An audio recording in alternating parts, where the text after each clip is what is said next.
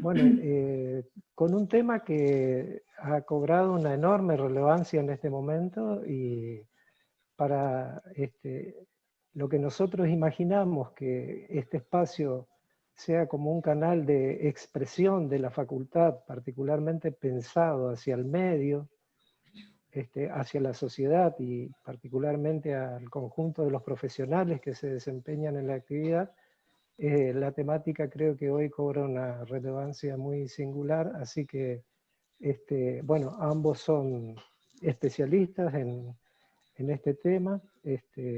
Como me dice Gustavo siempre, Rita es mi maestra, así que bueno, lo vamos a escuchar con mucha atención. Así que agradecido de que hayan aceptado participar y los vamos a escuchar con mucha atención. Muchas gracias.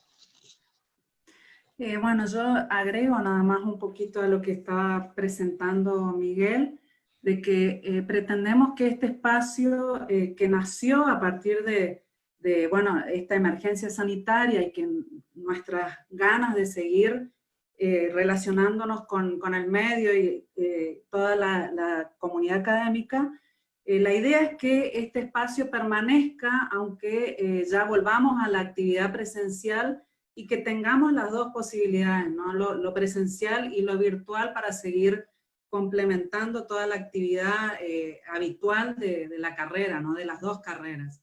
Entonces, pretendemos que sea un espacio que lo puedan usar todas las cátedras para complementar, que también puedan usar los colegios, sociedad de arquitectos, diseñadores gráficos, en esta idea de articular la universidad con el medio, digamos. En este momento es el medio que tenemos para relacionarnos, y después será un complemento, pero la idea es que continúe, ¿no? Y bueno, en ese sentido quisimos iniciar el espacio con este ciclo, mini ciclo, de 2 encuentros para ver el rol del profesional, del arquitecto y arquitecta y de los diseñadores gráficos en un contexto de emergencia, de pandemia en este caso. Y como decía Miguel, el tema de la arquitectura hospitalaria es muy relevante en este momento, y tenemos un profesional docente de la casa que está dedicado a esa temática. Entonces dijimos, bueno, es el momento de mostrar un poco un profesional de la casa que se formó en la Universidad Nacional del Nordeste y que se desempeña en ese área de la arquitectura que en este momento tomó gran relevancia. Y bueno, y también la invitamos a su maestra a que nos acompañe en este diálogo inicial para la carrera de arquitectura. Luego también este ciclo va a estar compuesto por este diálogo y el siguiente diálogo, que va a ser para que veamos la importancia de la comunicación visual en un contexto de crisis también. Y esto es para ver el rol de los profesionales del diseño gráfico. Quería anunciar este mini ciclo y bueno, y con esto hacer esta apertura de este diálogo que tanto nos interesa en este momento, y los voy a presentar a los dos disertantes. Bueno, el profesor arquitecto Gustavo Gómez, profesor de nuestra Casa de Estudios de Arquitectura 3, especialista en planificación del recurso físico en salud, cursa la diplomatura de diseño y gestión en la infraestructura física y tecnología de la salud de la Universidad iSalud de Buenos Aires, es responsable del área de proyectos Unidad de Arquitectura Hospitalaria del Ministerio de Obras y Servicios Públicos de la provincia de Corrientes. Y Rita, la arquitecta Rita Comando, también es especialista en planificación del recurso físico en salud de la FADU-UBA, lo cursó ahí, prosecretaria de la Sociedad Central de Arquitectos de Buenos Aires, de Argentina, directora de la Diplomatura Diseño y Gestión de la Infraestructura Física y Tecnología para la Salud de la Universidad iSalud, proyectista en el Hospital General de Agudos Dr. Carlos G. Durán del Ministerio de Salud, Gobierno de la Ciudad de Buenos Aires. Bueno, es un honor para nosotros contar con la presencia de los dos, ¿sí? Y escucharlos un rato, dialogar entre ustedes y con nosotros. Bueno, le doy la palabra a Gustavo para que dé comienzo, ¿sí? Yo me silencio un poco.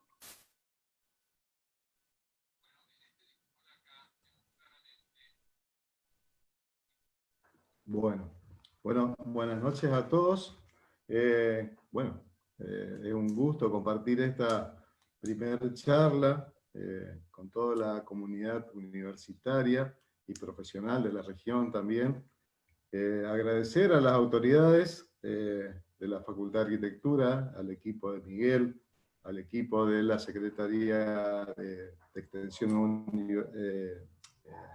y Transferencia de la facultad nuestra, la arquitecta Peli, y es un gusto compartir las experiencias, ¿sí? Las experiencias que tenemos hace unos buen tiempo, digamos, aquí en el medio, y bueno, también un gusto compartir también con una referente de la docencia, diría yo, de la arquitectura hospitalaria, como es la arquitecta Rita Comando, en la que nos hemos encontrado en múltiples cursos que hemos tenido la posibilidad de compartir y hacer allá en Buenos Aires. Así que, bueno, desde ya, para mí es un honor, bueno, ya le digo, compartir experiencias de lo que venimos haciendo hace unos años, y es lo que nos hemos preparado, ¿sí? Y bueno, no sé si podemos, Bela me dijo que arme alguna presentación para empezar una presentación muy corta, y va a ser muy dinámica. Me gustaría compartir con ustedes, y de donde primero lo organicé así, digamos, en una presentación que ya tenía hace rato, pero volví a darle una vueltita de tuerca, y está organizada en contar. Yo siempre trato de contar mi experiencia profesional, de cómo llegué, ¿sí?, a esta especialidad, y cómo llegamos a esta temática. Y en una segunda parte, cuál es la experiencia profesional que estamos teniendo en este nuevo contexto, ¿no?, que se nos ha presentado a raíz del coronavirus o el COVID-19. ¿Sí? ¿Qué trabajos estamos haciendo aquí en el medio, en Corrientes, básicamente, que es nuestro ámbito de actuación?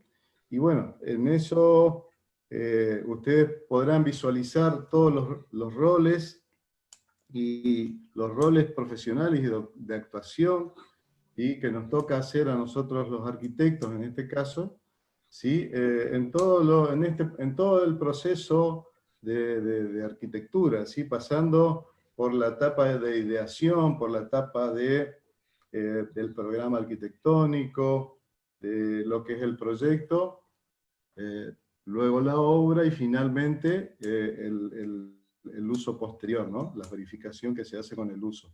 Así que, por ahí, no sé si Bela, podemos compartir eso, ¿sí? Una presentación muy rápida.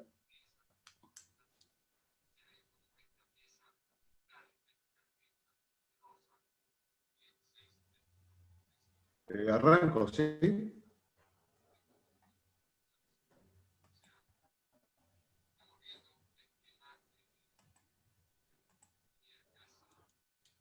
¿Se ve bien? ¿Se ve bien? Si alguien me contesta. Sí, perfecto. ¿Estamos bien hasta aquí? Dale. Bueno, les decía, esta primera presentación, voy a contar un poquito mi experiencia personal, y después sí, en una segunda etapa, ya vamos a entrar en lo que respecta a esta situación del COVID. Yo siempre muestro esta imagen de puede ser cualquier terapia, ¿no? Sí, de una terapia intensiva. yo por cuestiones de salud tuve que estar un tiempo internado en una terapia, estuve casi 2 meses, ¿sí? Y a raíz de eso creo que esta experiencia personal me ha marcado de alguna manera para finalmente llegar a esta temática y a esta especialidad. Entonces, bueno, yo puedo decir, como decía el arquitecto Urruti, también un referente de la arquitectura hospitalaria, decía que tuvimos de los dos lados del mostrador, ¿no? En el diseño y como usuario. Mi trayectoria profesional empezó allá por el año 2004, ¿sí? Como profesional del área de proyectos, del área de planificación y obras, que vendría a ser la arquitectura de la provincia. Tuve un tiempo a cargo de la jefatura de esta dirección, de la jefatura de proyectos. Me tocó también tener un rol de subsecretario de programas y proyectos en la Municipalidad de Corrientes. Y ahora me toca un rol en esta nueva unidad en la que estamos en el Ministerio de Obras Públicas de Corrientes como responsable del área de proyectos. También, bueno, muchos me conocen, soy docente de adjunto, ¿no? De Arquitectura 3, de la Unidad Pedagógica B, en la Facultad de Arquitectura, y también tengo un rol de profesional independiente. Esta vendría a ser la primera obra que yo desarrollé inclusive podríamos decir sin conocer demasiado, más que la formación profesional de arquitecto, pero sin conocer la especialidad ya por el año 2005, un hospital del interior de acá de Corrientes, en Bellavista. Llegamos en distintas etapas a este resultado, y yo puedo decir que este fue también la obra que a mí me marcó, ¿sí? Para después educarme de alguna manera a esta especialidad. Me di cuenta que también ya la complejidad que había visto en el desarrollo de esta obra, ya no podía yo quedarme con lo que había traído de alguna manera de la facultad y de lo que conocía, sino que vi la necesidad de capacitarme. Es así que tuve que ver la posibilidad de realizar cursos en distintos lugares, en la ADAI, ¿sí? En la Universidad de Salud, y en distintos cursos que de ahí se desprendían, ¿no? También y asistir a congresos de mantenimiento en la ciudad de Buenos Aires. O sea, marco que para poder desempeñarme luego en la especialidad, y me sigo capacitando también, ¿no? Para esto también, si nos vamos a desempeñar en el rol de la arquitectura hospitalaria, tenemos que conocer, por ejemplo, la red de salud en el medio en que nosotros nos desempeñemos, cómo funciona el sistema de salud de cada una de las provincias, cómo funciona el sistema de salud a nivel nacional y a nivel local, de donde nos estemos por desempeñar. Esta es la red de salud o el sistema de salud que implementa la ciudad de Corrientes. Una de las cosas que me di cuenta también estando a cargo de la jefatura del área de proyectos, es que se necesita trabajar en equipo. El trabajo en equipo es esencial, ¿sí? Para nuestra tarea de arquitectura. Es así que había que trabajar con el área de proyectos, la gente que hace la inspección de obra, las empresas constructoras, y un rol importantísimo como son los usuarios a la cual nosotros le íbamos a destinar cada una de las obras que gestionábamos y que hacíamos. Bueno, también implementamos planes maestros, ¿sí? Que ya esa visión de los cursos que hemos realizado en Buenos Aires nos han posibilitado esta herramienta, ¿sí? Sobre muchos de los hospitales aquí en la provincia de Corrientes, hospitales del interior y hospitales centrales también, ¿eh? Aquí está una experiencia que hicimos en el Hospital Juan Ramón Vidal, aquí de Corrientes. Esta es una obra, quizás la obra que a mí me marcó profesionalmente, que es el hospital de Paso de los Libres, que es un hospital que, ustedes ven, este era el hospital antiguo, ¿sí? El existente, que había que reformar, tenía múltiples falencias, tipo constructiva, funcional, bueno, había muchas dificultades, ¿sí? Para que siga funcionando un hospital de la envergadura que necesitaba Paso de los Libres en ese momento. Es así que me encomendaron la tarea del proyecto, y en la cual tuvimos que realizar un trabajo importantísimo, ¿no? Con la gente de la dirección, con los equipos que teníamos disponibles, y en donde, bueno, hay múltiples ítems que había que ir atacando, ¿no? Aquí están descritos algunos, sí, pero los más importantes que tenemos que tener en cuenta son el trabajo de la elaboración del programa médico, el trabajo con el personal del hospital y los equipos médicos, ¿sí? Trabajo con las áreas que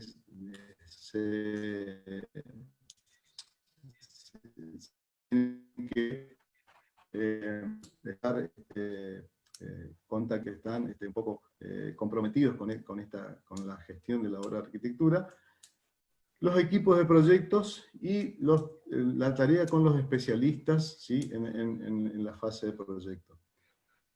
Es así que, bueno, ahí sumé algunas primeras imágenes de etapa analógica, ¿no? La etapa que trabajaba ideas, ¿sí? Las posteriores elaboraciones de imágenes un poco más definidas, ¿sí? La idea de que teníamos para este hospital, y en lo que finalmente se terminó con la obra del Hospital Nuevo, ¿sí? en un sector que estaba un poco más retirado de lo que era la ciudad de Paso de los Libres, pero hoy ya prácticamente volvió a quedar en el centro y en un lugar estratégico en la ciudad de Paso de los Libres. Esto también, tuve una experiencia para trabajar en una experiencia de mantenimiento hospitalario para el Hospital Escuela, ¿sí? Con una obra, con una empresa que venía de Buenos Aires, que también me otorgó múltiples conocimientos, digamos, en lo que es el mantenimiento hospitalario. También alguna experiencia en algunos hospitales en la cual ustedes van a ver aquí algo quizás, inclusive fue un impacto para la gente de los hospitales, que fue el hecho de poder humanizar algunos espacios con la sola tarea o la sola intención de poner algún color, digamos, en algunas áreas que nosotros entendíamos que ya teníamos que ir como actualizando los espacios y dando un poquito más de humanidad a estas áreas hospitalarias. Bueno, también en lo que respecta a la parte académica, ¿sí? Empezamos a implementar algunos temas en algunos años de la temática de arquitectura hospitalaria, y en la cual hemos tenido unos resultados importantes, y que yo creía que por el nivel de complejidad que tiene la obra de arquitectura, no íbamos a poder llegar a resultados importantes en tercer año, pero la verdad que la experiencia nos marcó todo lo contrario. Bueno, finalmente llegamos a esta etapa del COVID-19, ¿sí? Allá por el mes, si bien esto se despertó, ¿sí? O surgió en el mes de diciembre, ¿sí? Allá en China, realmente nosotros empezamos a trabajar en el mes de marzo, ¿sí? En el mes de marzo, si bien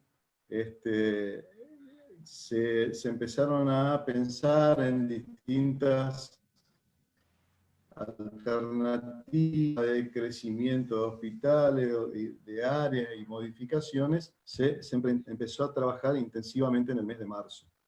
Para eso, en nuestra área, ¿sí? De arquitectura hospitalaria, que en el Ministerio de Obras Públicas, empezamos a trabajar en intervenciones puntuales en hospitales y en centros de salud, en adaptar distintos sectores, ¿sí? Haciendo circuitos diferenciados, ampliaciones de sectores para áreas de COVID, digamos. También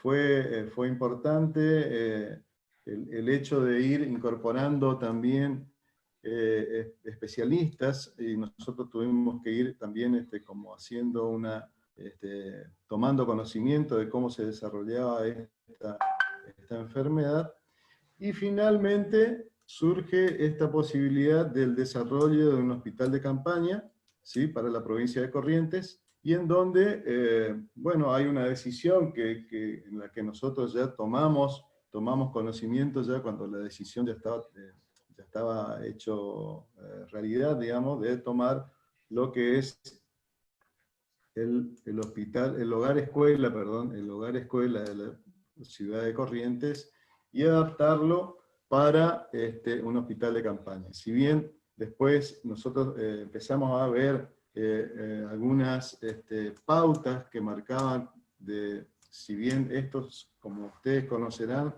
estos hospitales de campaña generalmente se desarrollan por ejemplo, en algún momento bélico, digamos, entre países, o son muy particulares, o de catástrofes, digamos, y bueno, pensar en un hospital de campaña que sea para esta situación y para esta enfermedad respiratoria, ¿sí? Tenía todo su condimento, digamos, ¿sí? En la cual tuvimos que nosotros empezar también a comprometernos y a conocerla. Bueno, este es el hogar escuela, la situación existente en la cual nos encontramos. Nosotros arrancamos allá cerca del 19 de marzo, ¿sí? Con esta obra. Estas son las situaciones que tenía este hogar escuela, que estaba subocupado, con algunas actividades educativas, pero muy bajas, digamos, de actividad, y en la cual, bueno, tuvimos que hacer un trabajo importante, ¿sí? Un trabajo importante, inicial, porque además esto es trabajo, como a veces yo digo, trabajo uno en uno, ¿sí? Había que dar respuestas rápidas, muchas reuniones con equipos médicos, equipos de seguridad, equipos de enfermería, con equipos de servicios, aquí toda la parte de alimentos para los espacios hospitalarios están tercerizados, ¿sí? La parte de limpieza y la parte de alimentos, provisión de alimentos, está tercerizada, o sea que ellos también había que consensuar la ocupación, ¿no? de estas instalaciones existentes en el hospital, en el hogar escuela. Es un edificio que tiene 12.000 metros cuadrados. Bueno, decíamos, un trabajo importante con los equipos médicos. Este es un poco el diagrama que tiene el hogar escuela. Es un sector, no sé si se ve el mouse ahí, este sector, denominado el sector A, es el primero que se empezó a atacar, ¿sí? Empezó a intervenir. Esta parte media está el centro de abastecimiento, donde están todos los servicios, y aquí el centro de operaciones. Esta está ubicada sobre la Avenida Independencia, y aquí esta es la Avenida Artigas para los que se ubican aquí en Corrientes. El sector B, que denominamos el sector B, en este momento se está terminando también, porque si bien aquí vamos a tener pacientes moderados y pacientes graves, ¿sí?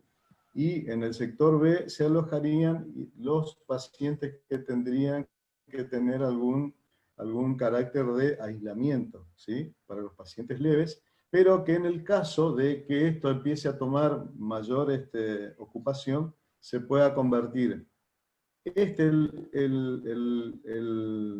área B para pacientes moderados, y todo el área A va a estar preparado para pacientes que tengan que tener una asistencia mayor, de mayor gravedad, ¿no? Va a estar adaptado para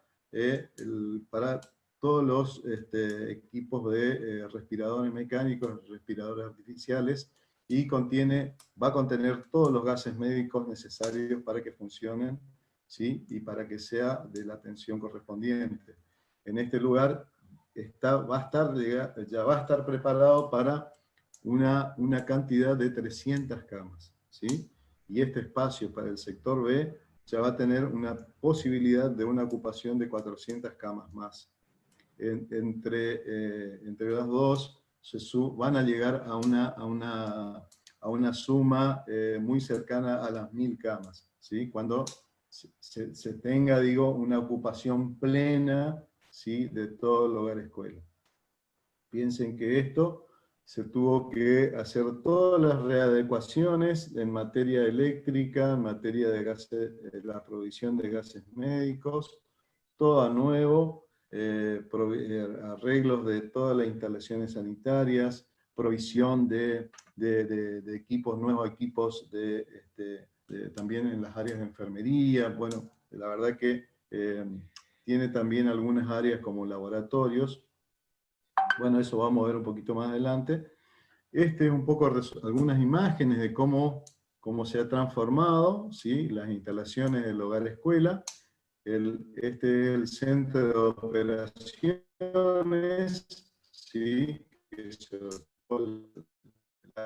área del salón de actos, ¿sí? Las distintas, estas serían graves, estas serían las internaciones para pacientes moderados. Esta es una visión de lo que es el nuevo laboratorio, ¿sí? Que se tuvo que construir, con todo el equipamiento nuevo.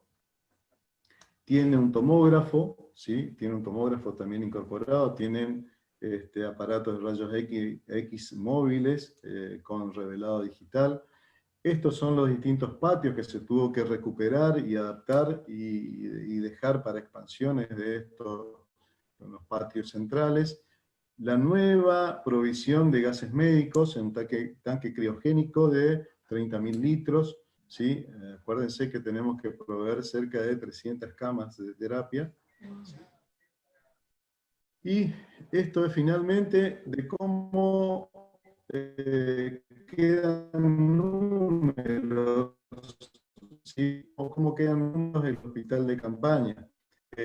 Bueno, en esto va a tener también un quirófano, va a tener un área de partos, porque se entiende de que ya cuando esto empiece a funcionar y tengamos quizás que ojalá que no llegamos a tener, pero tengamos alguna situación un poco más crítica, se entiende de que todos los pacientes de COVID de la ciudad de Corrientes y del interior vendrían a este centro y se dejarían los otros hospitales centrales para las otras patologías y para los perfiles que hoy tienen, ¿no? Así que es un poco a lo que se llegó, ¿sí? Ahora viene ya la terminación de la segunda etapa, que en unos días yo creo que ya lo vamos a tener. Esto es un poco lo que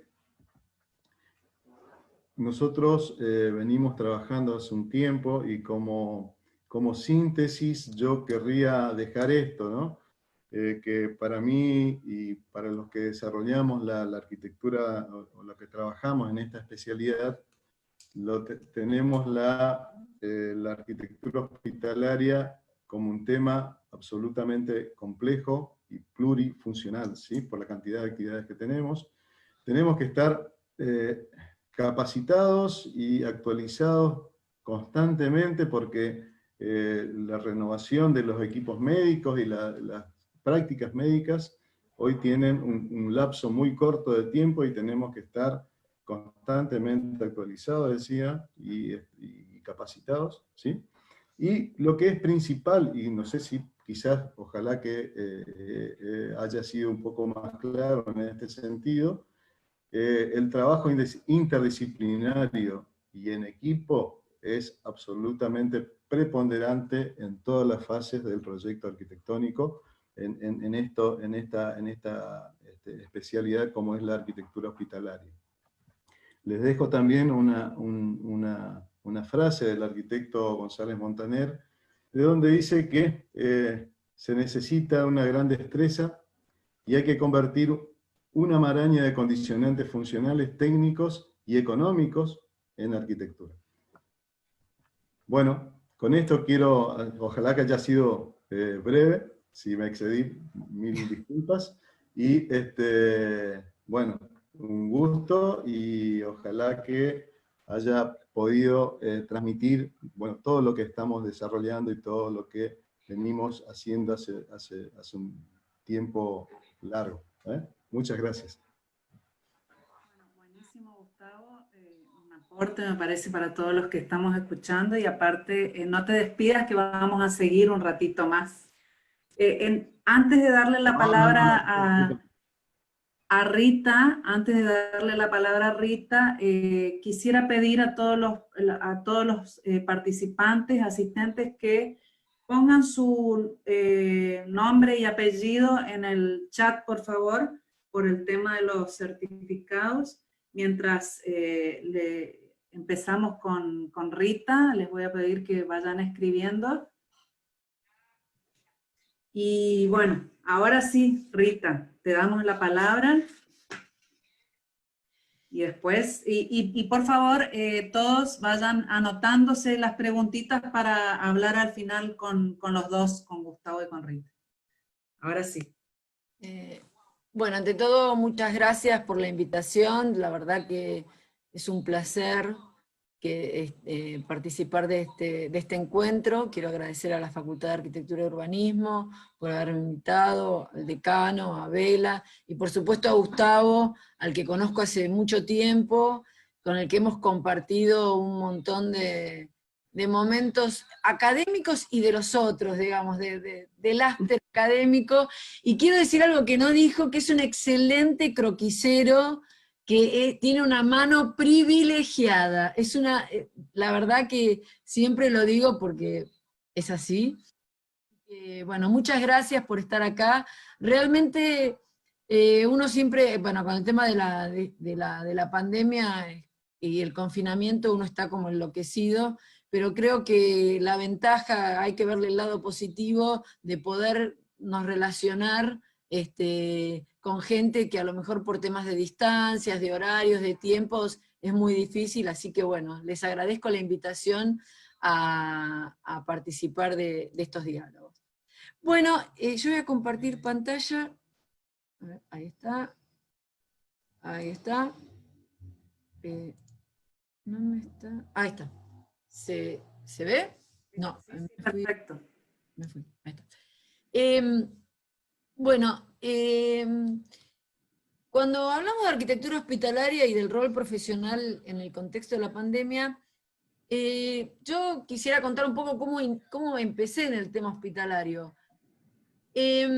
Cuando yo me recibí en la Facultad de Arquitectura, en ese momento acá en la Ciudad de Buenos Aires, bueno, obviamente era la municipalidad de la Ciudad de Buenos Aires, y había una dirección general de obras públicas, que era la que se encargaba de hacer las obras y el mantenimiento en todos los edificios, de todos los, de educación, de salud. Bueno, en ese año, era la época era presidente Raúl Alfonsín y intendente Suárez Lastra, deciden cambiar la forma de gestión, y el recurso económico que había para obras, distribuirlos en las distintas secretarías, y a su vez generar direcciones de recursos físicos en las distintas áreas, en salud, en educación. Y cuando se arma en la Secretaría de Salud de recursos físicos, se piensa en hacer una alianza estratégica con la Facultad de Arquitectura y armar unas residencias de arquitectura hospitalaria similar a las residencias médicas. En realidad se armó lo que llamaban residencias de apoyo al equipo de salud, que no solamente eran arquitectos, digamos, había distintas perfiles, arquitectos, había ingenieros, había economistas, reconociendo que desde la gestión hospitalaria y para el desarrollo de los establecimientos de salud, era necesario nutrir no solo de áreas asistenciales, sino de otras profesiones a la gestión hospitalaria. Y así es como yo comencé a a caminar los hospitales, literalmente, porque la ventaja es que nosotros no estábamos asignados, digamos, a una dirección, a una central, a un área central de proyectos, sino que estábamos directamente en los hospitales. Y teníamos clases teóricas, pero era un trabajo diario con el hospital, y eso en lo personal fue una experiencia muy rica, porque de golpe, qué sé yo, teníamos que diseñar un office de enfermería, e íbamos, hablábamos con la gente de enfermería, o algo con técnicos, o sea, y era maravilloso, porque bueno, porque teníamos al usuario al que podíamos consultar directamente sobre cómo resolver, no cómo resolver, sino qué cosas quería o qué cosas necesitaba. Yo siempre me acuerdo que fuimos, justamente había un problema con un office de enfermería, y hablamos con la enfermera jefe, qué sé yo, y nos empezó a explicar, no, mire, arquitecta, claro, uno que diseña la cajonera, todo le dice, no, arquitecta, yo no puedo tener todos los cajones iguales. Yo necesito distintos tamaños, porque uno tengo que guardar las ampollas, en otro tengo que guardar los descartables, entonces uno tiene que ser más profundo, de 20, uno tiene que ser de 10. Y eso fue muy rico, porque fue un aprendizaje en vivo y en directo, y hasta el día de hoy sigo caminando e interactuando con los usuarios, que son los que nos dan la base de datos para poder proyectar y poder resolver los problemas. Así que bueno, así empezamos, y a partir de ahí la vida me fue llevando por distintos caminos, tanto en la parte pública como en la parte privada, pero siempre en el tema hospitalario. Prácticamente hice muy pocas cosas, casi nada, que no fuera hospitalario. Con lo cual uno a veces, el destino hace que se vayan dando, la vida. Por eso, la fotito es porque yo hoy en día estoy trabajando en un hospital, y voy todos los días, o sea, yo no entré en cuarentena, o sea, porque el personal de salud es personal esencial, aunque bueno, no seamos asistenciales, y seguimos yendo todos los días al hospital, y eso es un desafío, y bueno, ahí es interesante también para ver cómo está funcionando el hospital. Como decía Gustavo, en este proceso de planificación, cuando hablamos de arquitectura hospitalaria, podemos distinguir cinco etapas, ¿no? La formulación, la programación, el proyecto, la ejecución y la operación. Y en estas 5 etapas, el rol del profesional, el rol del arquitecto, es importante. Y creo que en los últimos 30 años, el rol del arquitecto empezó a tener un peso significativo en la última etapa, en la etapa de operación. Porque generalmente el arquitecto llegaba a la etapa de proyecto, de ejecución, o sea, de hecho cuando yo empecé en estas residencias, decían, pero hay un arquitecto en un hospital. Cuando uno recorría muy al principio los hospitales, en muy pocos hospitales había en las áreas técnicas profesionales. Generalmente había un área de mantenimiento con gente idónea, pero hoy en día, si uno recorre los hospitales de capital, va a ver hospitales, y no solamente hospitales, sino instituciones públicas o privadas, va a ver que tiene un área técnica que tiene distintos nombres, desde gerencia de infraestructura, o que tiene un nivel gerencial, y que generalmente está a cargo de un arquitecto o de un ingeniero. Y esto también es un rol que tenemos que pensar como una apertura en el rol profesional, no solo como proyectistas o como parte de una empresa constructora, o como jefe de obra o director de obra, sino también en la parte de operación. Especialmente por la complejidad que han tenido o que tienen los edificios hospitalarios. Entonces, son edificios complejos que obviamente requieren de profesionales, porque además el hospital constantemente está en obra, por cambios programáticos, por incorporación de nuevas modalidades de atención, por incorporación de nuevas tecnologías, por incorporación de innovaciones tecnológicas, por la aparición en este caso de la pandemia, o sea, ha hecho que haya que refuncionalizar, o sea, serían nuevas patologías, ¿sí? que haya que refuncionalizar hospitales, o sea, realmente es un edificio vivo que no está acabado, no es que sí está acabado, pero lo que quiero decir que siempre, está en continuo, algo se está construyendo, algo se está repensando, algo se está modificando. En nuestro país podemos distinguir 4 tipologías, ¿sí? La del hospital pabellonado, que iría de 1880 a más o menos la década del 20, luego el edificio monobloc, que obviamente trae la impronta del movimiento moderno, que podría abarcar del 2030 a los 60, ¿sí? El sistémico, que arrancaría 60, 70, en realidad el sistémico comenzó a desarrollarse con los concursos que se hicieron en la década del 70, a través del programa de arquitectura del Ministerio de Bienestar Social en ese momento, y podríamos decir que a partir de los 90 se habla de otra nueva tipología de plan maestro que está más pensada en una integralidad. ¿Por qué? Porque una de las cosas que vemos es que estas tipologías, que yo las detallo, ¿sí? O sea, que les coloco una fecha de inicio, en realidad se han desarrollado en el tiempo y en muchos casos permanecen. Entonces yo en el hospital pabellonado le voy agregando un edificio monobloc o voy agregando parte de un sistémico y se van justaponiendo estas tipologías, ¿sí? Donde han evolucionado con los años los establecimientos de salud.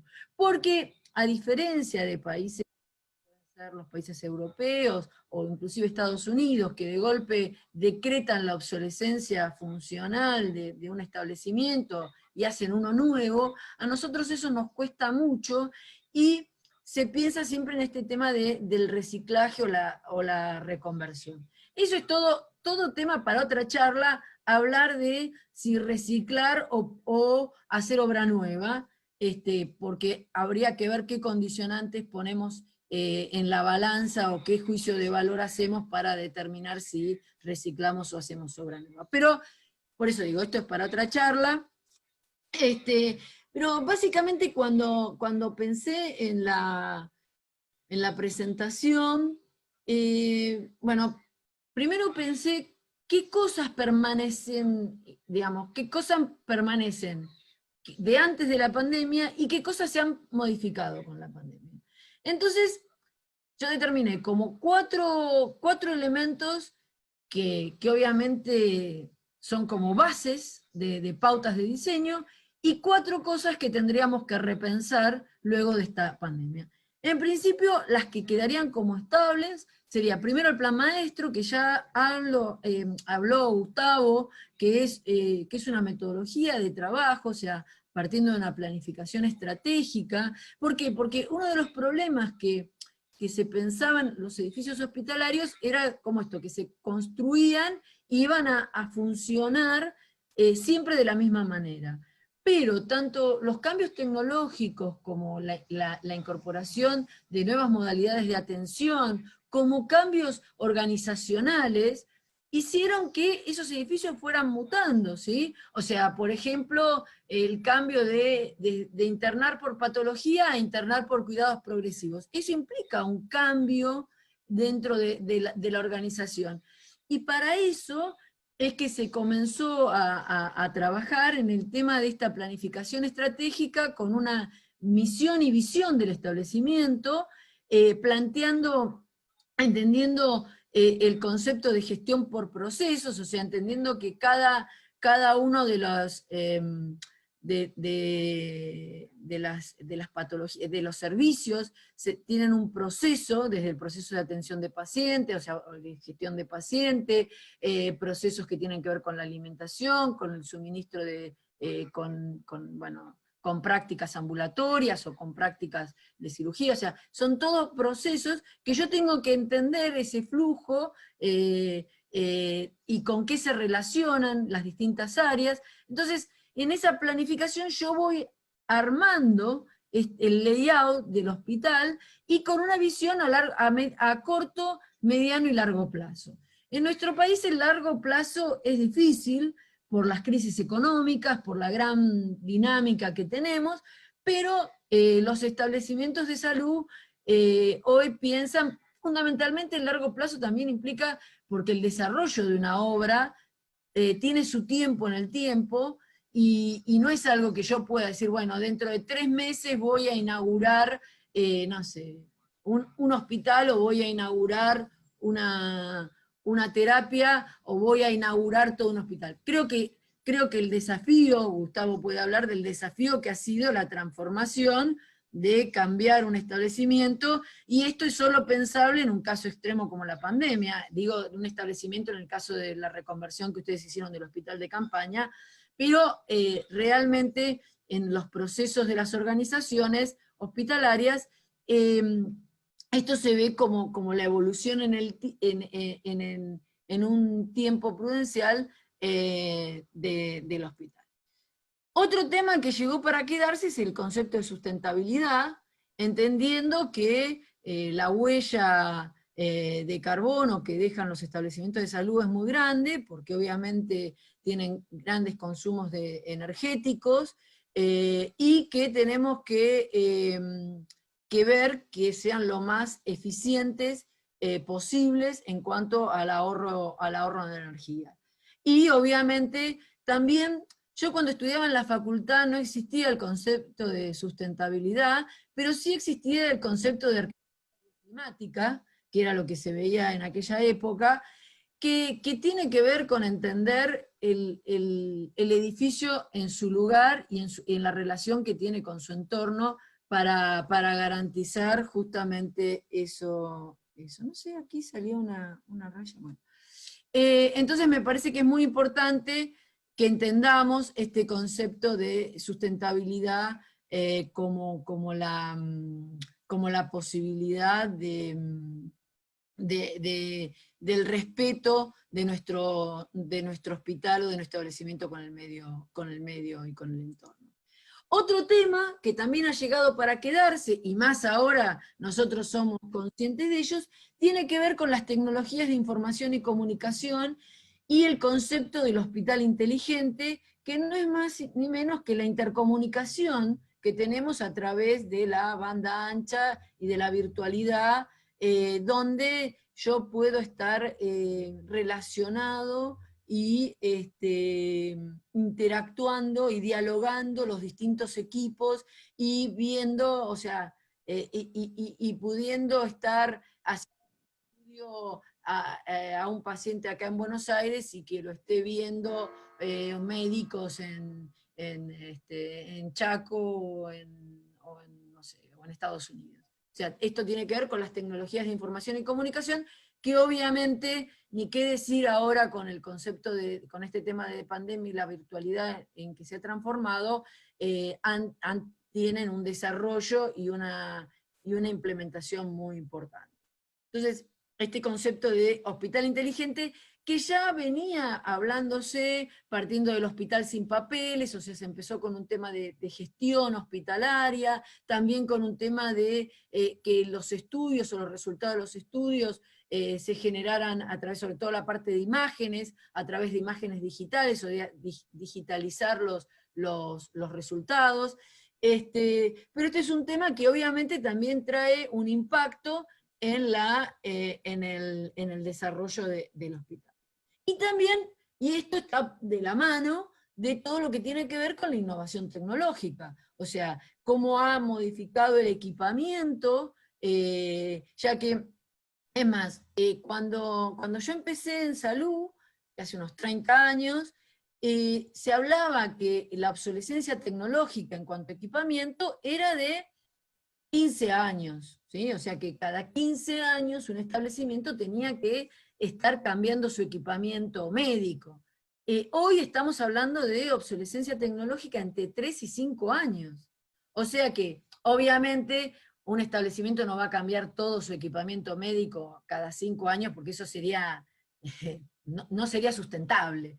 Pero sí tiene que pensar que el equipamiento se va a ir renovando a lo largo de la vida útil, porque obviamente en esta complejidad que es el edificio hospitalario, no todo envejece, a diferencia del ser humano que envejece todo junto, el edificio no envejece de la misma manera, o sea, la obsolescencia de la estructura no es la misma que de las terminaciones superficiales o que las instalaciones. Una de las cosas que nos están pasando en edificios que tienen 30 años es que ya tenemos que pensar en renovar equipos de aire acondicionado, calderas, o sea, eso hay que también tenerlo en cuenta, y sobre todo tenerlo en cuenta en este proceso que estábamos hablando antes, en la etapa de diseño. Porque con esto, ¿qué quiero decir? Que yo tengo que pensar por dónde van a pasar las cañerías troncales, porque seguramente esas cañerías troncales las voy a tener que sacar y no puedo demoler todo el edificio.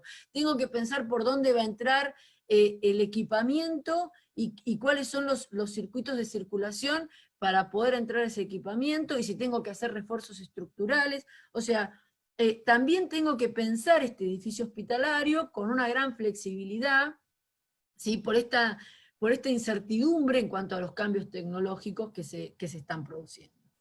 Planteando estos 4 ejes que van a seguir así igual o más desarrollados, porque creo que esta pandemia lo que ha generado es que esta escalada exponencial en cuanto a desarrollo tecnológico va a ser cada vez más exponencial. La virtualidad y todo lo que significa la incorporación de ese concepto de tecnología de comunicación e información ha llegado para quedarse. O sea, hoy vemos que los psicólogos o los psiquiatras atienden por Zoom a sus pacientes, cosa que antes, y los médicos están atendiendo por Zoom a sus pacientes, cosas que antes eso era impensado que alguien dijera que te iban a atender por Zoom. Y eso yo creo que va a impactar en cómo se va a atender el hospital. No creo que, y también yo quisiera que pensemos, porque a veces parece como que estos cambios son buenos o son malos. Yo creo que los cambios son cambios, hay que tomarlos como parte de un proceso de evolución, y tendrán cosas positivas y también tendrán sus cosas negativas. Tendremos que mitigar lo negativo y disfrutar de lo positivo. Como yo decía hoy cuando comencé esta charla, gracias a la pandemia, ustedes me tienen hoy aquí esta noche. Si no, seguramente yo seguiría en Buenos Aires y no hubiera tenido la oportunidad de interactuar con ustedes. Así que no todo es malo. Quiero pensar que eso van a concluir después de esta charla conmigo. Pero bueno, pero entonces, ¿qué cosas habría que repensar?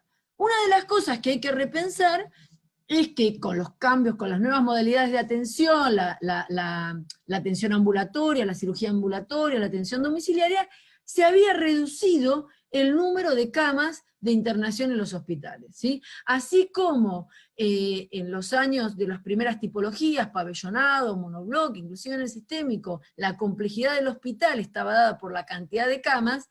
En este último tiempo, o sea, en estos últimos 30, 40 años, la complejidad del hospital no estaba dada por la cantidad de camas que tuviera, sino por la tecnología que está incorporada en ella. Con esto, ¿qué quiero decir? A servicios más complejos, a prestaciones, por ejemplo, la complejidad estaba dada si se hacía trasplante de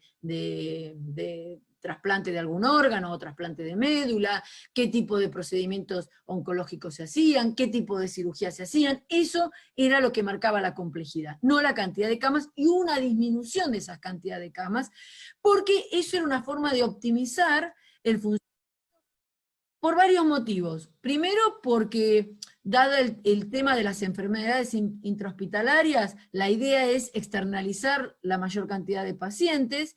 Por otro lado, se ha demostrado mediante estudios psicológicos que el paciente se recupera más rápido en su casa que en un establecimiento de salud, y además por los costos hospitalarios, porque en realidad nosotros por una prestación asistencial, además le estamos dando una cama, le estamos lavando las sábanas, le estamos dando limpieza de la habitación, o sea, le estamos dando una hotelería que no tiene que ver con la prestación propiamente asistencial.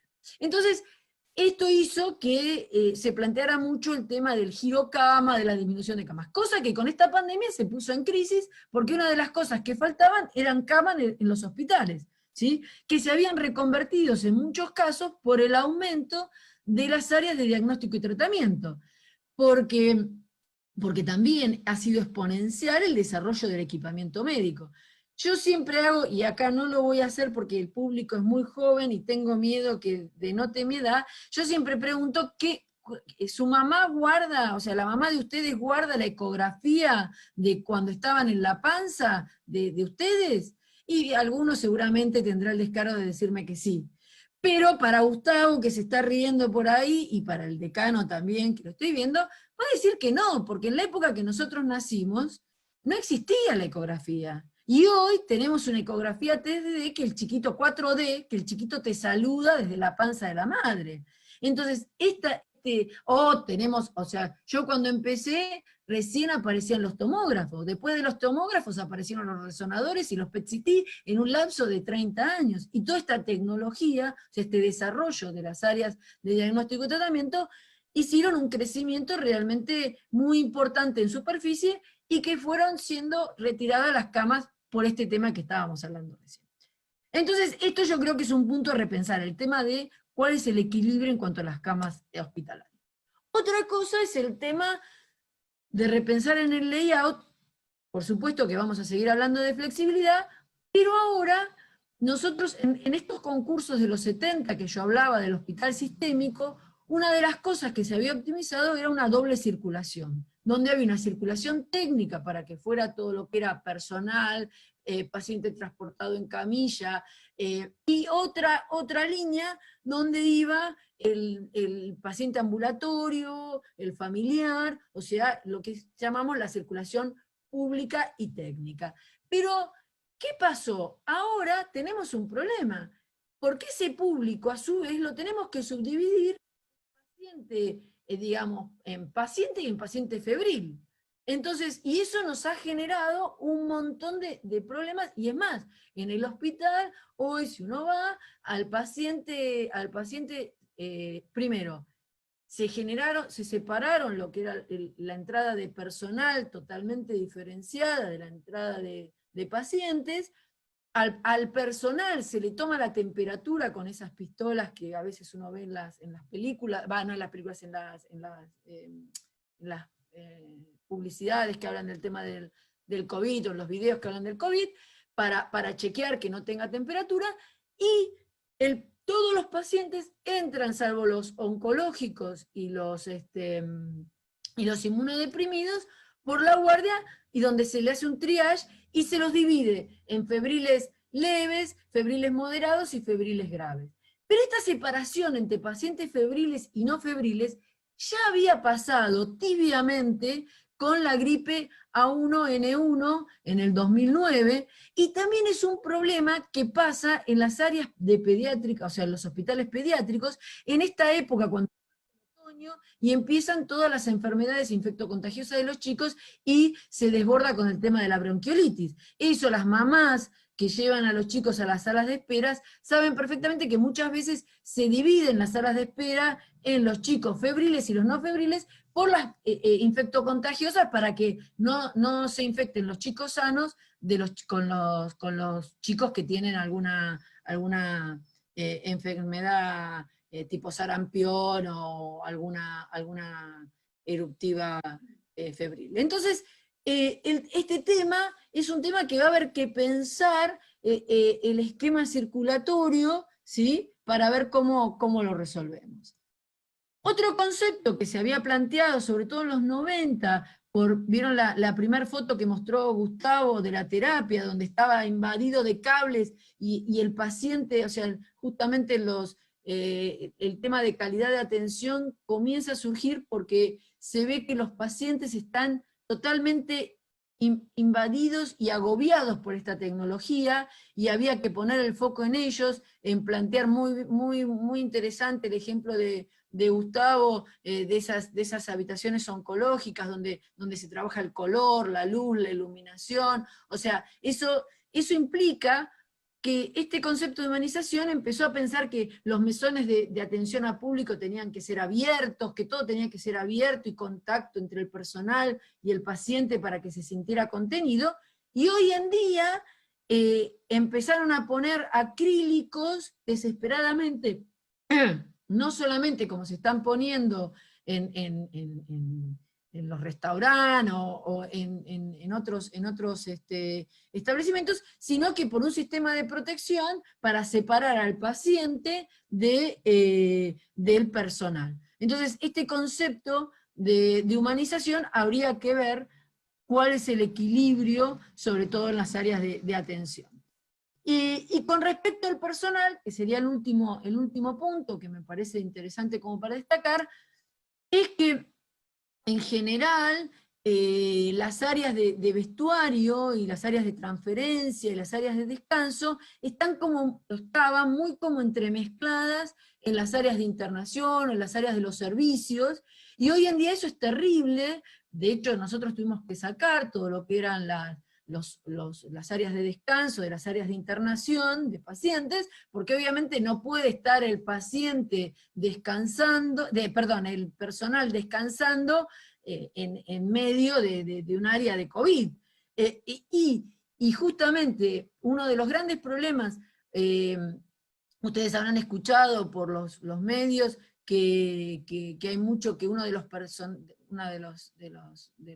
digamos, del grupo de peligro es el personal de salud por la cantidad de contagios que hay en esta área, y uno de los problemas es justamente que lo que vemos es que cuando se sacan porque vieron que tiene todo una ropa, los guantes, el camisolín, la máscara. Cuando se sacan en los equipos, si no se lo sacan adecuadamente, es uno de los momentos que se contaminan. O muchas veces en áreas de estar y de descanso, por no guardar los protocolos y los procedimientos adecuados. Entonces, estas áreas, o el tema de que ahora, para entrar a las salas de COVID, hay que hacer un área de transferencia, cosa que prácticamente, inclusive en las áreas de terapia intensiva, las áreas de transferencia estaban desapareciendo, porque ya se manejaba el tema de contagio infectológico para que hubiera una mayor comunicación con el paciente, entre el familiar y el paciente. Ya prácticamente se entraba con un barbijo,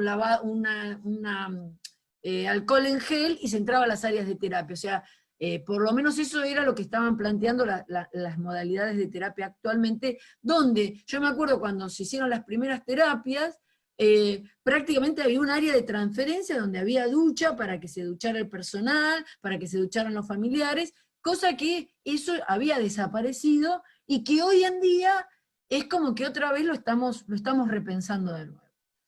Entonces, luego de estos cuatro puntos a repensar, comparto ampliamente con Gustavo el tema del trabajo interdisciplinario. Yo creo que es clave.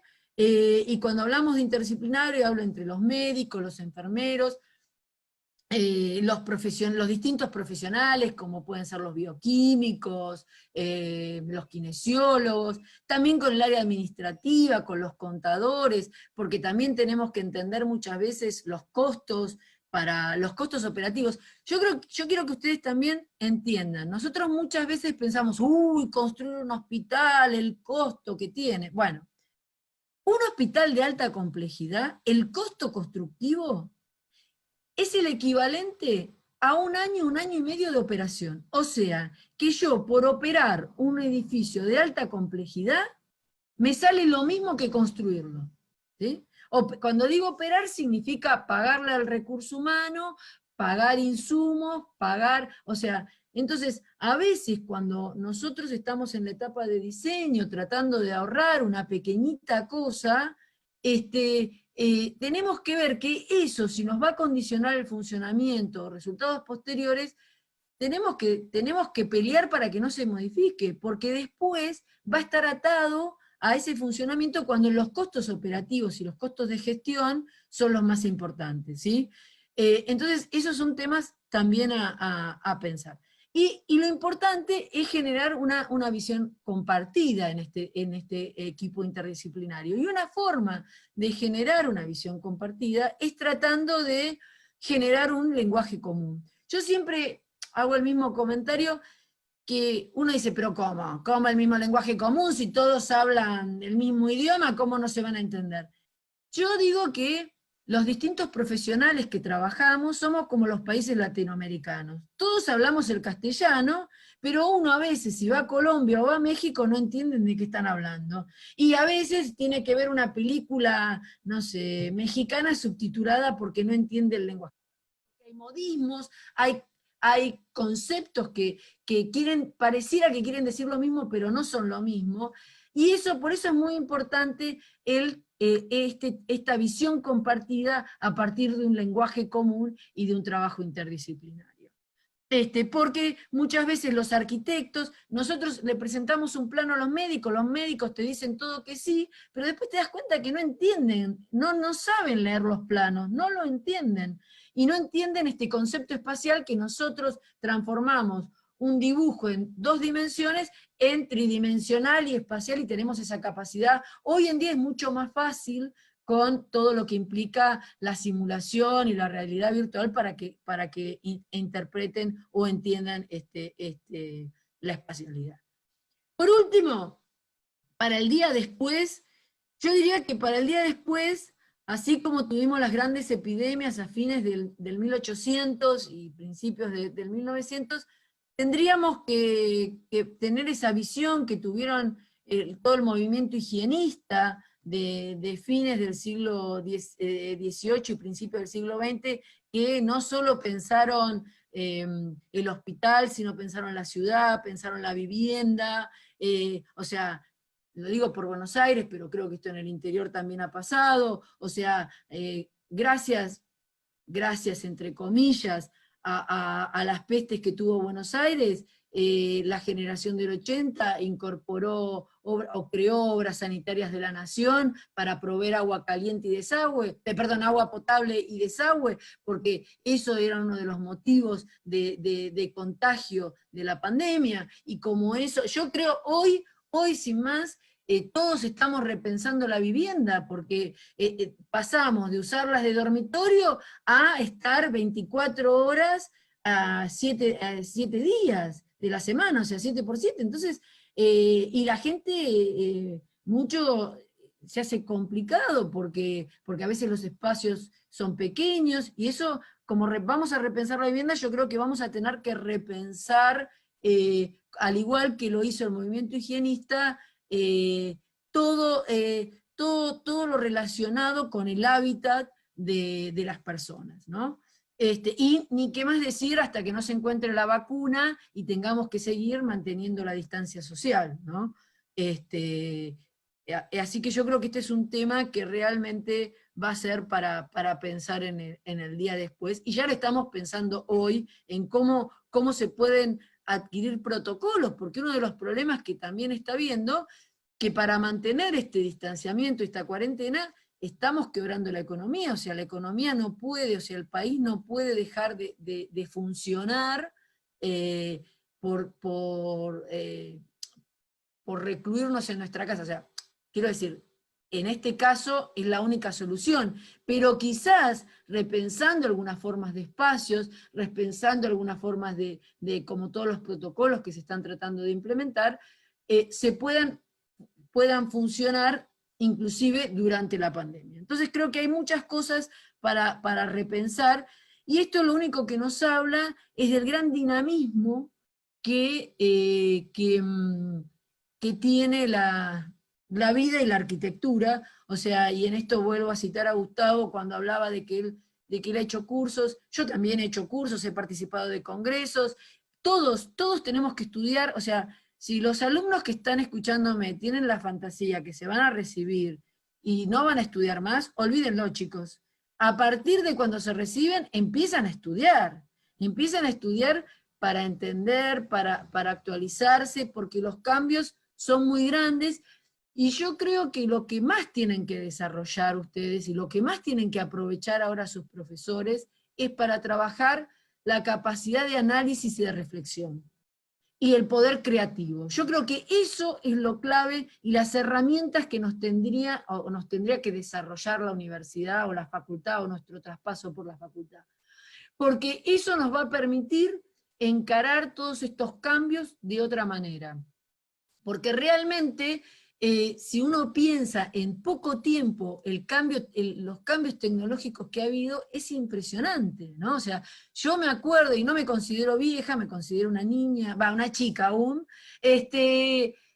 cuando yo empecé en Buenos Aires, tener un teléfono de línea, daba mayor valor a un departamento. Y hoy en día nadie quiere los teléfonos de línea. Entonces, este cambio tecnológico ha hecho, este salto tecnológico es exponencial, y también lo que creo que el cachetazo que nos ha dado la pandemia es que nosotros pensábamos que con la tecnología todo lo solucionábamos. Y lamentablemente la tecnología solo nos permite vivir mejor, pero no va con las cosas naturales, y con a las cosas que estamos expuestos los seres humanos, como los virus, la naturaleza. O sea, el hombre sigue siendo un ser absolutamente frágil frente a estos temas. Así que bueno, por mi parte, muchas gracias, espero que les haya parecido interesante la charla, que no me haya extendido mucho en el tiempo, y bueno, nada, muchas gracias por haberme invitado, y bueno, y me quedo aquí porque seguramente ahora haremos algún debate o alguna... Muchísimas gracias, Rita, completísimo los dos. La verdad es que vimos el ámbito regional y el ámbito nacional con vos, bueno, el ámbito de Buenos Aires, digamos, completísimo con la exposición de los dos. Ahora yo voy a abrir al debate. Si quieren ir haciendo las preguntas por, por el chat, o si alguien levanta la mano y quiere decir unas palabras, ahí están diciendo, no sé si están leyendo, Rita y Gustavo, muy buena, interesante la charla, muy buena, excelente los dos. Sí, totalmente de acuerdo. Entonces les pediría que vayan haciendo las preguntas por chat, o si alguien quiere intervenir, no hay problema. Mientras tanto, Gustavo, ¿podés abrir tu micrófono?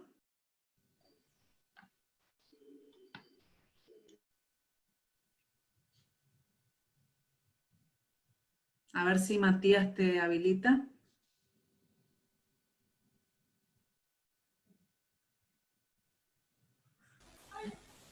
¿Al arquitecto, al expositor, dice usted, arquitecta? A Gustavo Gómez, sí, al expositor.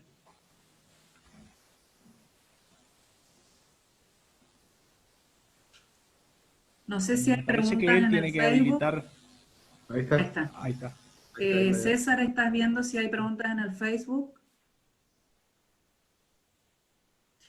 Acá hay una pregunta de Gabriel Echeverría que dice, ¿se pensó algún otro lugar, equipamiento para montar el hospital de campaña? Por ejemplo, sede de regimiento. Supongo que esta es una pregunta para Gustavo. Sí, en realidad se pensaron varias localizaciones. Uno es el regimiento, que siempre está anotado, digamos, en estas circunstancias. También un área en Santa Catalina, ¿sí? También es un ex área militar, ¿sí? Que también tiene unos espacios interesantes, que están un poco venido a menos, pero y había otro espacio, pero el que nos otorgaba todas las condiciones que tenían que tener de accesibilidad, seguridad, Estado también, y la menor intervención en muy corto tiempo, era el hospital, el hogar de escuela de Corrientes. Además porque está también al lado de lo que es el hospital pediátrico, y donde en un primer momento se pensó utilizar las instalaciones de gases medicinales que tenía el hospital pediátrico para que alimente, digamos, inicialmente luego cuando ya se fue considerando la magnitud que iba a tener, ¿no?, de cantidad de camas, y bueno, se pensó ya en hacer una instalación nueva, pero sí se consideraron varios lugares para el hospital de campaña, y bueno, finalmente se eligió el hogar escuela. Hay personas que están levantando la mano, después voy a leer lo que están diciendo en el chat. Uno es Diego Poncio. ¿Podés habilitarlo, Matías? Él tiene que habilitar su micrófono. Ahí está. Hola, buenas noches. Muy buenas las charlas. Nosotros actualmente estamos en una residencia en arquitectura hospitalaria del Instituto de Cardiología. Ahí están mis compañeras presentes. Y justo ahora en el chat que nosotros tenemos en la oficina estábamos hablando de esto de cómo es importante, y siempre lo debatimos, el tema de cómo el repensar, como lo dijo Rita, del hospital. También vimos todo lo que es el hospital líquido, que cada vez se tiende más a que se disminuya, digamos, la cantidad de gente que vaya a los hospitales y se atiende más en sus hogares. Pero también tenemos en cuenta cómo es nuestro contexto local. Entonces, cómo uno se tiene que posicionar como profesional, y por ahí uno es como un tema complicado y más en nuestro contexto. ¿Cómo uno cómo se posicionan ustedes, o cómo fue su experiencia ante estas circunstancias, y más en estas cuestiones de pandemia, donde todo se exacerba más, y uno como profesional se siente que sirve mucho, pero también está este debate, digamos, de cómo lo que estudiamos, digamos, y todo lo que vemos en la teoría de esto del hospital líquido, los edificios inteligentes, pero nos encontramos con la realidad de nuestro contexto, digamos. ¿Cómo ustedes enfrentan eso? Si nos pueden contar una experiencia suya. Y gracias. Antes de contestar cualquiera de los dos, vamos a tratar de ser breves porque hay un montón de preguntas que quisiera darlas a todas, ¿sí? Pero concisos. Gracias, Diego. Le dejo a Rita que conteste. Mira, en general, esto es como diseñar una casa. Uno no es el dueño de la casa. En realidad, uno es un asesor en un equipo interdisciplinario donde hay decisiones políticas, y cuando digo políticas, no solamente me refiero a políticas, digamos, políticas públicas, como puede ser la provincia o el municipio, sino las políticas institucionales, ¿sí? O sea, en el ámbito público o en el ámbito privado, en función a quién le van a prestar prestaciones. Entonces, vos a lo sumo lo que podés hacer es formar parte de ese equipo y tratar de dar tu visión técnica, ¿sí?, a soluciones que son de política, pero vuelvo a decir, política institucional, ya sea pública o privada, ¿entendés? Y a veces te hacen caso, y a veces no te hacen caso. Y a veces no te hacen caso y después se dan cuenta que te tendrían que haber hecho caso, no en este caso de la pandemia, sino en a veces cuando vos ves cosas que no van a funcionar, cambios de circulaciones o cosas más chicas, me refiero. Y bueno, pero uno tiene que saber que uno es un técnico, y muchas veces, porque también es importante que nosotros entendamos que los directores están muchas veces condicionados por la cultura organizacional en la cual están inmersos, y tienen que ceder a determinadas situaciones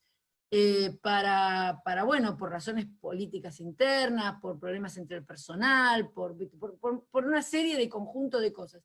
Entonces uno lo que siempre tiene que tener claro es, cuando asesora, qué cosas ponen en riesgo la seguridad y qué cosas, digamos, son temas que, bueno, que si este espacio se lo dieron a uno o a otro, ¿me entendés? Ahora, si no le pusieron el grupo electrógeno al hospital, ahí no, ahí hay que saltar. Ahora, si hay una circulación que fue tomada y vos la luchás, y si te la ganan, después cuando vienen los problemas dirás, bueno, yo les dije. ¿Se entiende esta escala de... Porque uno también se transforma en un político en el sentido de que tiene que adaptarse a la situación. ¿Sí?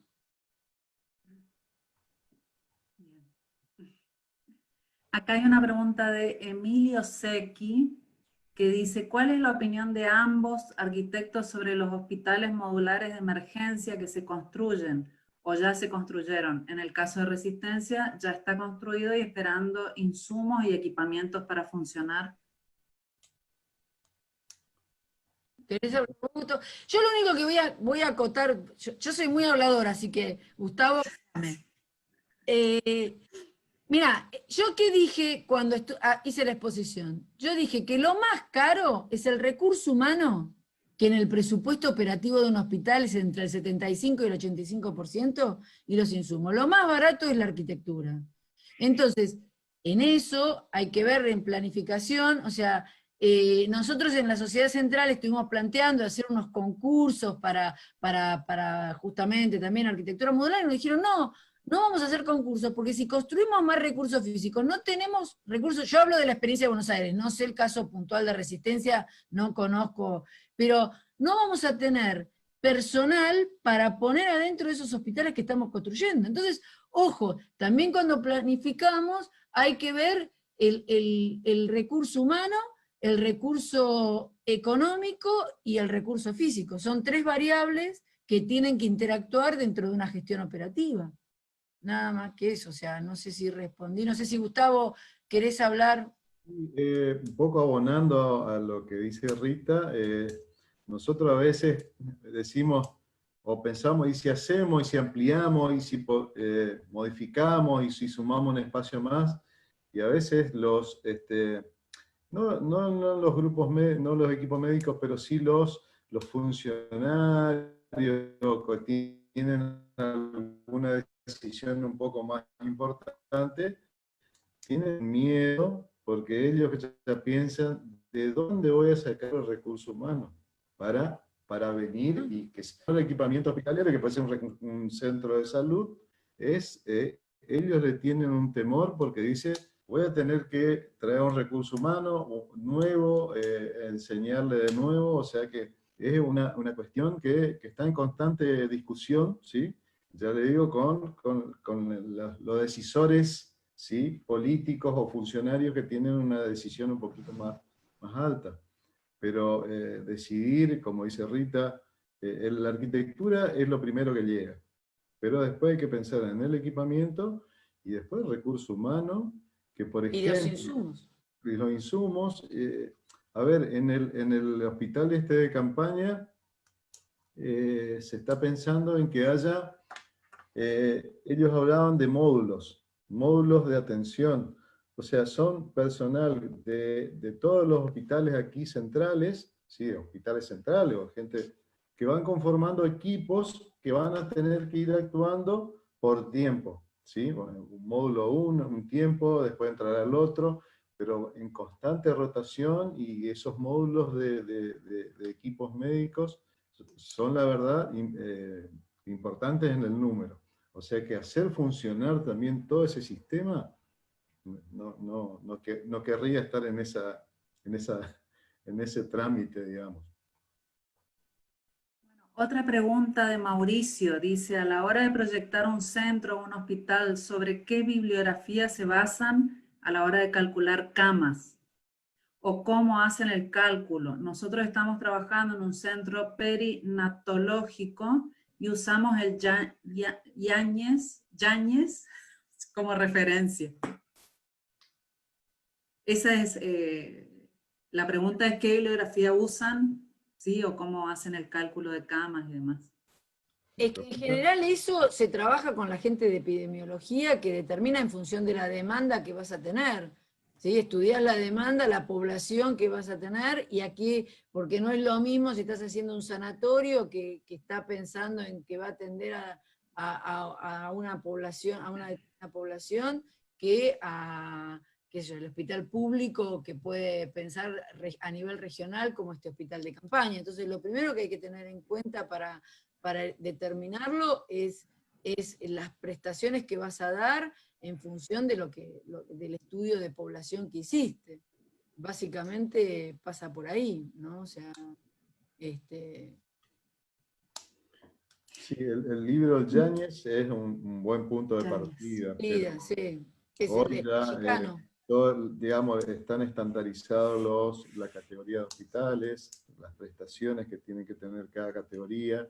Yo hoy hablaba de conocer los sistemas de salud de cada una de las provincias, donde se dividen los hospitales centrales, los hospitales regionales, cabecera, ¿sí? Los hospitales a nivel, bueno, algunos llaman hospital 1, digamos, de cabecera, donde ya está estandarizado también la cantidad de camas.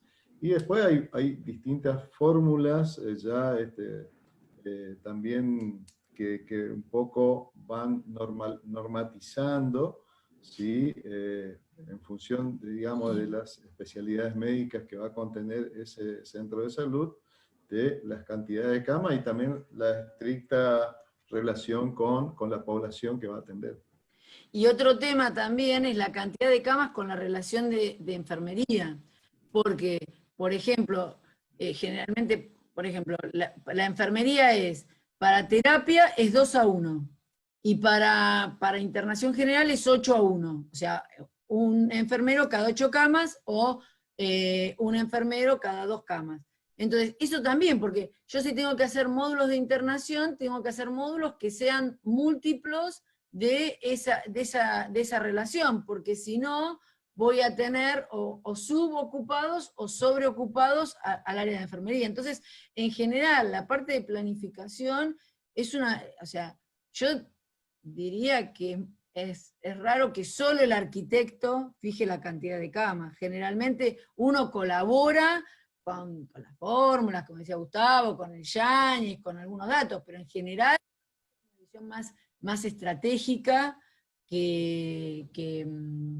digamos, técnica, pero es técnica, pero lo plantean vuelvo a insistir, los epidemiólogos o la gente de salud que haga salud pública, que esté manejando el hospital o lo que estén decidiendo, ¿no? Porque la cama no solamente tiene un tema espacial, sino que también tiene un costo asociado, y vuelvo a insistir, una relación con la enfermedad, entonces es una sumatoria de cosas que se evalúan. A ver, el arquitecto Omar Reyani de Río Negro pregunta, no sé si Omar estás ahí, ¿quieres preguntar directamente? Matías, ¿podés habilitar a Omar Reyani?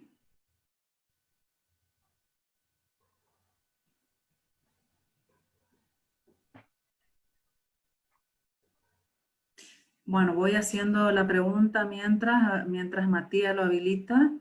Dice, en primer lugar, felicitar la iniciativa y panelistas. Mi pregunta se relaciona con la flexibilidad y a partir del tecnicismo hospitalario, ¿de cuánto porcentual flexible se puede pensar el diseño arquitectónico? A ver si está Omar por ahí. Y tengo problemas con el audio, pero no sé si está saliendo. Se te escucha perfecto, Omar. Ah, bien, bien. Bueno, gracias por la invitación y gracias, como decía hoy, por la iniciativa y un saludo a ambos panelistas. Sí, no, tenía que ver con esto de la flexibilidad del espacio y, bueno, uno imagina como arquitecto un tipo de flexibilidad en cuanto a función y demás, pero cuando entramos en lo técnico de lo que es un hospital, bueno, quizás sí en cuanto a la infraestructura uno puede ser flexible, pero cuánto del espacio yo puedo sostener o no en función de las categorías de pacientes y demás. Esto es una cuestión que no sé si ustedes lo miden en porcentuales. ¿Cuánto de esos metros cuadrados yo puedo sacar o poner en función de una crisis como puede ser el COVID o como puede aparecer determinada enfermedad o crisis de salud nueva? ¿Querés contestar vos o querés contestar yo? Vos, Rita. No, bueno, pero después habla vos. Dale, No sí. van a decir que no te dejo hablar. No. Yo Mira, prefiero. los hospitales, generalmente los hospitales públicos más que nada, están pensados, o sea, a algo que se llama el hospital frente a la catástrofe, que es pensar para la atención de víctimas en masa. Por ejemplo, un caso claro es el hospital de clínicas de acá, de acá digo, de Buenos Aires, estaba pensado para que si venía una guerra, poder utilizar los pasillos para colocar camas. En el hospital de Clemente Álvarez de Rosario, Corea Hielo dejó pensado todo el hall de entrada para, en caso de que chocaran un tren o un ómnibus, poder utilizar ese hall como para recepción de víctimas en masa. Entonces, el hospital, una cosa es la víctima en masa que viene en un momento y se va, y otra cosa es este tema de la pandemia, porque el hospital sigue funcionando. O sea, el hospital no es que yo diga, bueno, ahora la gente no se infarta más, ahora la gente no tiene más cáncer, ahora la gente no se dializa más. O sea, el hospital de alguna manera, si bien se ha externalizado mucho paciente y mucha gente tiene quickie de no venir, pero en realidad nosotros, por ejemplo, en el caso del hospital, sí, viste, lo que sí pudimos hacer, habitaciones que a lo mejor lo habían tomado los residentes o que se habían tomado para soporte, para apoyo, restituirlas a camas, a habitaciones, pero después el resto es muy difícil, porque un área de diagnóstico por imágenes no la podés transformar en área de internación. O áreas, o sea, por eso este tema, por lo menos en Capital, que se pensó que en el tema de hoteles, o generar, no sé, en áreas como puede ser Tecnópolis, o sea, en lugares para, sobre todo lo que son febriles débiles y, ¿cómo se llama? Implicados. Porque no es que vos, sobre todo, cambiar de un día para el otro, o sea, uno tiene que pensar la flexibilidad como para que un área que hoy es internación, mañana la deconstruyas y puedas hacer diagnóstico por imágenes. Eso sería lógico. Pero en realidad después, cuando pase el pico de la pandemia, hay que volver a hacer imágenes, entonces no tiene sentido, porque además imágenes las seguís necesitando. Dije imágenes por decir cualquier cosa. ¿Quieres agregar algo, Gustavo? Quedó sin audio. Matías, No te escuchamos, Gustavo. Está sin audio, Gustavo. No, él deshabilitó nomás. A ver. Pero Gustavo, tenés que habilitarlo, Matías. Mientras tanto, les comento que voy a hacer una selección de preguntas, o sea, voy a leer 2 o 3 más nada más por la hora en la que estamos y van a empezar a irse todos. Así que si podés ser breve, Gustavo, responder esta partecita y después les hago algunas preguntas de la gente que está del otro lado. Pero en cuanto a flexibilidad, la verdad que se puede pensar en algún equipamiento que sea nuevo, ¿no? En nuestros casos, a veces tenemos hospitales que tienen muchos años y que a veces hay que adaptarlos o transformarlos, y es a veces muy difícil el tema de lo flexible, digamos, ¿sí? Pensar ya cuando un equipamiento nuevo que pueda algún área transformarse o poder adaptarse a otra nueva situación. Yo escuchaba el otro día que, por ejemplo, todo lo que es la atención de de lo que era las áreas para atención de la especialidad respiratoria, ¿sí? Eran cerca de un 20% en los hospitales regulares, ¿no? Que se pensaban. Y hoy, a partir de esto, se tiene que pensar en un porcentaje mayor, digamos, ¿sí? Entonces, dicen, bueno, si tenemos que pensar con esta pandemia, hospitales nuevos, el área respiratoria será, no sé, un 50% del hospital, y eso a veces es como bastante dificultoso, ¿no? Complicado. Entonces, por ejemplo, un criterio que se tomó aquí en Corrientes era armar un equipamiento nuevo, ¿sí? Temporario por ahora, pero que atienda solamente los pacientes con COVID, digamos. Para no contaminar o llevar los otros pacientes, a pesar de que lo atienden y lo derivan rápidamente a este lugar, pero para no que el virus esté presente en los otros hospitales centrales, porque tienen que seguir funcionando, como decía Rita, con los pacientes de otras patologías, digamos. Entonces, esta era una decisión, por lo menos que se tomó también para pensar en este hospital de campaña aquí en Corrientes. Además, yo creo que lamentablemente nosotros, digo lamentablemente porque los países americanos sobre todo, también tenemos un montón de pacientes en estos casos sociales. Cuando digo sociales, digo que gente que a lo mejor que hoy podría estar haciendo la cuarentena en su casa, tiene que ir a un hospital porque en realidad no tiene un medio o una vivienda, eso está pasando aquí en Capital, adecuada como para poder quedarse aislado en su habitación y la familia estar en el mismo, o sea, en un lugar donde a lo mejor en una habitación viven 5 personas, es muy difícil hacer un aislamiento por COVID, por ejemplo. Pero yo conozco gente que está enferma o que estuvo enferma con COVID y estuvo en su casa. Leve, obviamente leve, estamos hablando de pacientes leves, ¿no? ¿Por qué? Porque, bueno, tenía comodidades en su casa, se quedó aislado, como si tuviera hepatitis o alguna enfermedad infectocontagiosa, con las prevenciones del caso, o sea, y la aislación. Entonces, yo creo que también, y creo que esto nos lleva a pensar mucho en realmente otras cosas, porque muchas de las camas hospitalarias en la parte pública muchas veces son sociales, ¿eh? O sea, pacientes que no pueden ser externalizados porque no pueden volver a su hogar, porque no tienen la contención o familiar o de la casa. Entonces eso hay que pensarlo, hay que pensarlo. Sí, un poco en relación a esta pregunta, hay una pregunta que hacen los de afuera, digo, porque hay gente que está mirando desde el Facebook. Creo que Marcos Cáceres preguntó para Gustavo, dice, un poco relacionado a esta pregunta, si se llegara a ocupar todo el hospital de campaña con graves e intermedios, los casos leves, ¿dónde irían? ¿Hoteles, por ejemplo? Dice Marcos.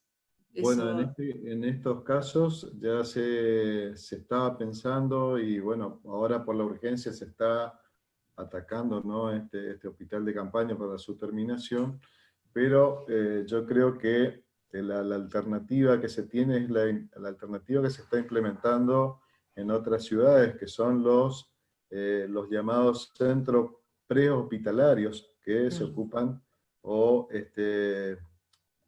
áreas cubiertas de grandes dimensiones, pueden ser, no sé, centro de convenciones, pueden ser un club, ¿sí? Claro.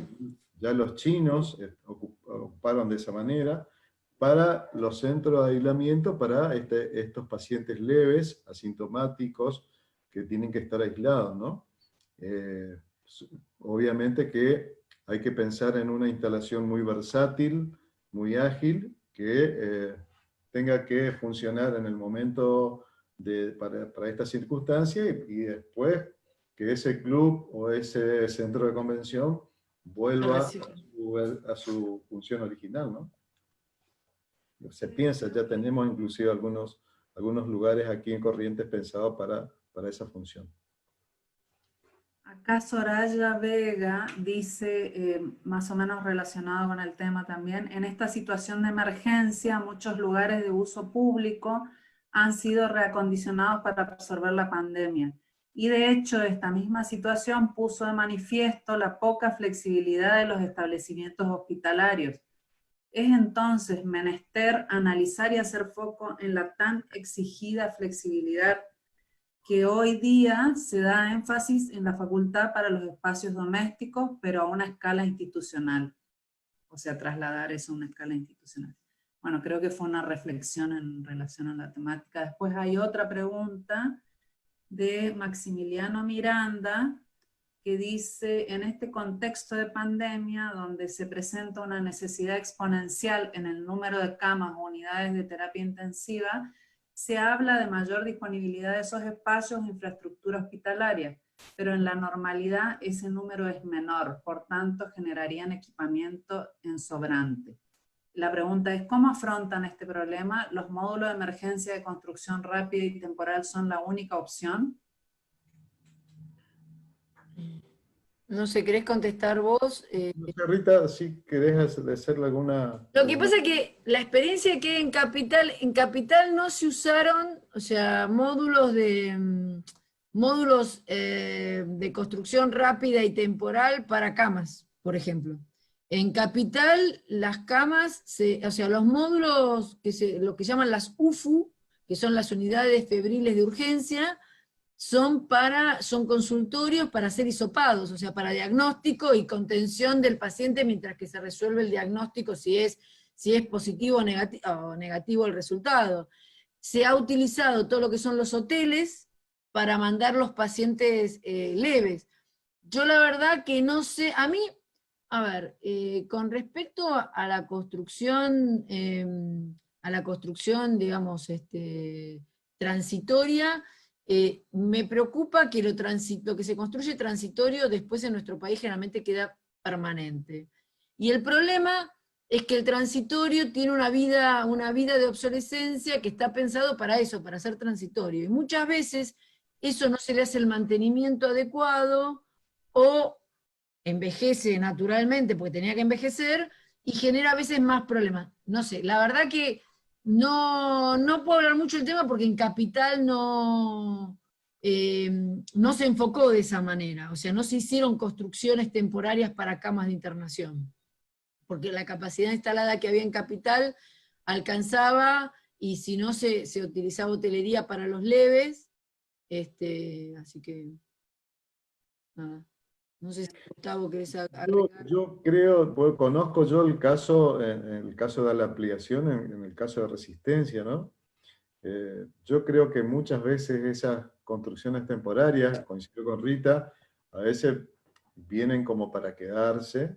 Obviamente que no son las instalaciones que, o sea, sirven para el momento, para, digamos, desahogar un poco y aumentar las capacidades de camas y de atención, pero si pensamos en un post, digamos, post pandemia, son instalaciones que a veces se ocupan como espacios regulares y obviamente sin pensar en los tiempos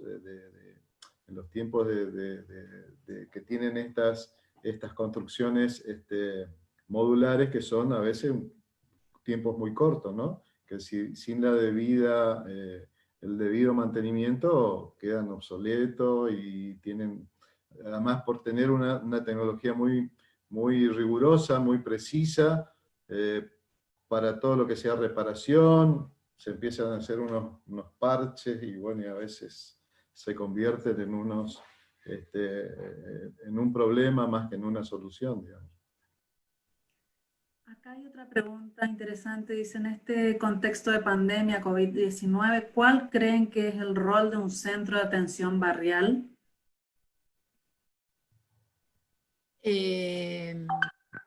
Yo creo que el centro de atención barrial sería, digamos, en principio para hacer la vacunación. O sea, se usaron mucho acá en Capital que la gente se fuera a vacunar para que no fuera al hospital. O sea, para dar todo lo que es la antigripal. y después que sea el lugar donde la gente pueda recurrir, porque también el problema que hay es que la gente no está yendo al hospital para nada, y eso no está bueno. Entonces, por lo menos que pudiera recurrir a sacarse dudas tranquilo, y que de ahí lo pudieran orientar, derivar, o sea, que funcionaran como centros orientadores, no solamente en temas de salud, sino en otros temas. O sea, porque la gente primero tiene miedo de salir, y al hospital nosotros no estamos teniendo pacientes. Yo lo hablo con todos los amigos médicos que tengo y digo, o sea, ¿cuánta gente? Porque hoy parece que nadie se enferma, no hay ataques al corazón, no hay ACV, parece que todo el mundo tomó la pastilla mágica de la salud.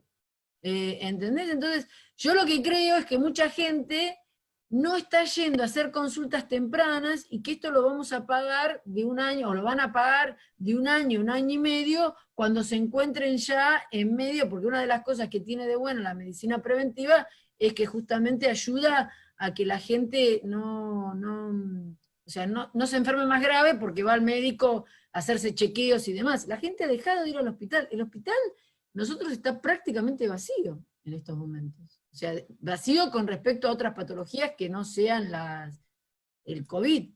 Entonces, y vos decís, ¿y toda esa gente que venía antes, qué pasó? ¿Cirugías programadas? Bueno, cirugías programadas prácticamente no se están haciendo, solamente las que son de súper urgencia. Entonces, el centro barrial yo creo que tendría que funcionar como un orientador y distribuidor de los pacientes, que sobre todo para no exponerlos a ir al hospital y que concurran a algún lugar. Sí, yo también, siempre el centro de salud, como nos enseñó Rita en todos sus cursos, es la puerta de ingreso al sistema, ¿no? Entonces, la primera función, que es el centro de salud, tendría que ser esto de asesorar, guiar, y en el caso de tener alguna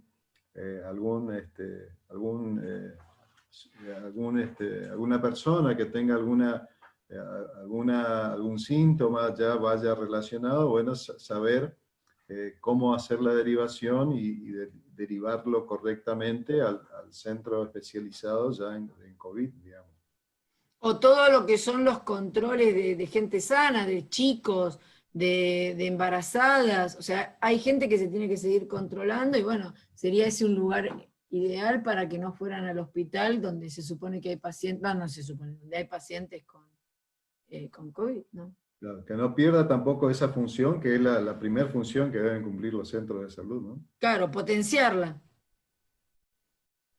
Bueno, para ir cerrando el diálogo, les leo también un comentario de Camila Moro, que está en Buenos Aires, es de Resistencia, pero está en Buenos Aires. Muy buenas exposiciones y debates sirven de puntapié para repensar cómo mejorar el equipamiento sanitario existente y proyectar espacios más amables.